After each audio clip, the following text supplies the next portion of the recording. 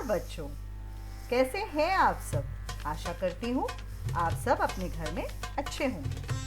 आज हम पाठ 15 कक्षा 2 पाठ का नाम है इक्की दुक्की। तैयार करता मधु कौशिक, अध्यापिका केशवपुरम जोन। मेरे प्यारे बच्चों, अगर कोई बच्चा ऐसे गंजा होता है तो कैसा लगता है। छोटे छोटे बच्चे तो बड़े प्यारे लगते हैं, है ना।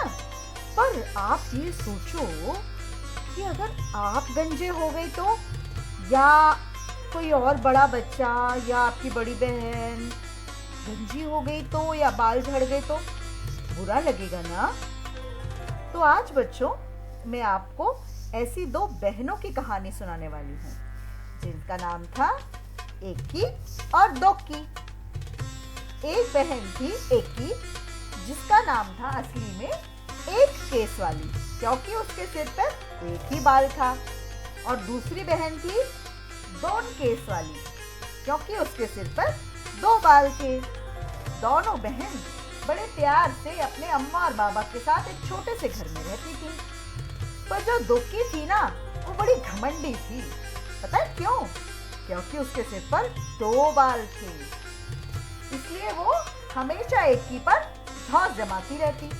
उसकी अम्मा भी ये सोचती कि मेरी दुक्की तो बड़ी सुंदर है, पर बाबा तो काम में लगे रहते, उनको तो फुर्सत ही कहाँ थी सोचने की।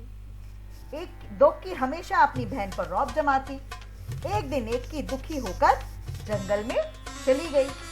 चलते चलते वह घने जंगल में पहुंच गई। चारों तरफ सन्नाटा। अचानक उसे एक आवाज आई, पानी, मुझे प्यास लगी है, कोई पानी पिला दो।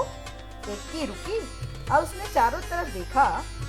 एक मेहंदी की झाड़, उसके पत्ते सरसरा रहे थे। इक्की पास में ही गई, वहां से एक पानी की धारा से अपनी अंजलि में पानी भर भर कर लाती और उस झाड़ के ऊपर डाल देती। इस तरह से उसने कई बार मेहंदी के झाड़ पर पानी डाल दिया तो उस झाड़ की प्यास बुझ गई। और उसने कहा, धन्यवाद इक्की, मैं तुम्हारी मदद याद रखूंगी। फिर इक्की धीरे धीरे आगे चली। फिर अचानक सन्नाटे में उसे एक और आवाज सुनाई दी, मुझे भूख लगी है, कोई मुझे खाना खिला दो। इक्की ने देखा कि एक मरियल सी गाय पेड़ से बंधी हुई थी। उसने आसपास से घास फूस इकट्ठी करी और उस गाय को खाना खिला दिया और गाय के गले में बंधी हुई रस्सी को भी खोल दिया। गाय ने उसको खूब आशीर्वाद दिया और कहा, धन्यवाद इक्की, मैं तुम्हारी ये मदद हमेशा याद रखूंगी। इक्की अब चलते चलते थक गई थी। उसे गर्मी भी लग रही थी। उसे समझ नहीं आ रहा था अब क्या करे। अचानक उसे एक झोपड़ी दिखाई दी तो वो वहां गई भागी भागी। तो झोपड़ी में एक अम्मा थी। अम्मा ने उसको बोला कि बेटा, आहा बच्ची तू आ गई, मैं बहुत देर से तेरी ही राह देख रही थी, आजा झोपड़ी के अंदर आजा। उसने अम्मा ने उसको पानी दिया पीने के लिए। फिर उससे कहा कि बेटा ये तेल लगाकर नहा लो। तो इक्की ने बोला, अरे नहीं नहीं। अम्मा ने कहा, अरे नहीं कैसे, जैसा मैं कहती हूँ वैसा ही करो। इक्की ने बुढ़िया की बात मान ली। और फिर पता है बच्चों क्या हुआ? हैरान रह जाओगे सोचकर। इक्की ने जैसे ही अपने सिर से तौलिया हटाया तो उसने पाया कि उसके सिर पर एक नहीं बहुत सारे बाल थे। अब तो इक्की इतनी खुश हो गई कि उसकी भूख प्यास सब खत्म हो गई। वे भागी भागी अपने घर की तरफ गई। उसने अम्मा का खूब धन्यवाद दिया और फिर भागी भागी अपने घर की तरफ गई। इक्की के तो जैसे पंख ही निकल आए थे।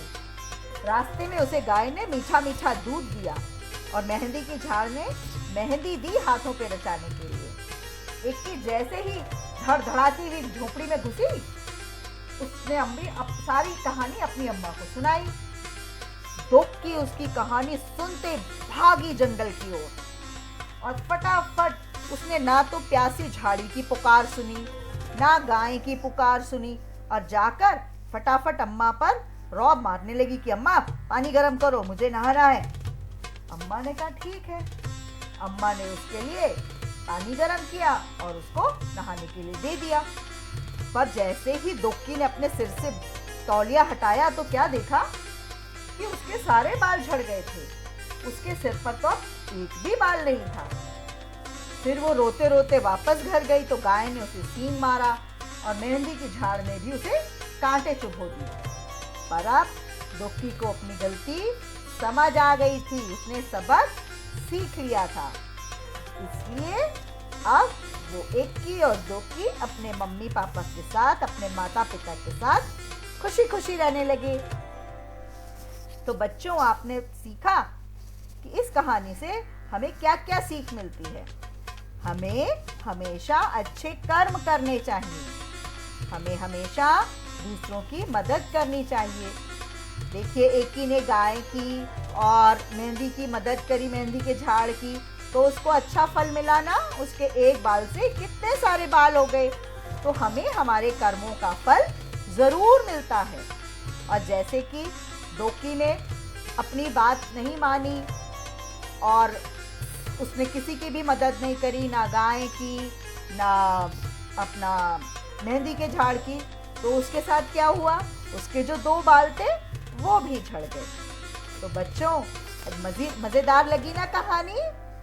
तो अब मैं आशा करती हूँ कि आप सब इस कहानी को अपने साथियों के साथ साझा करेंगे, अपनी कक्षा अध्यापिका को बताएंगे और इस कहानी से मिली सीख को हमेशा याद रखेंगे। धन्यवाद।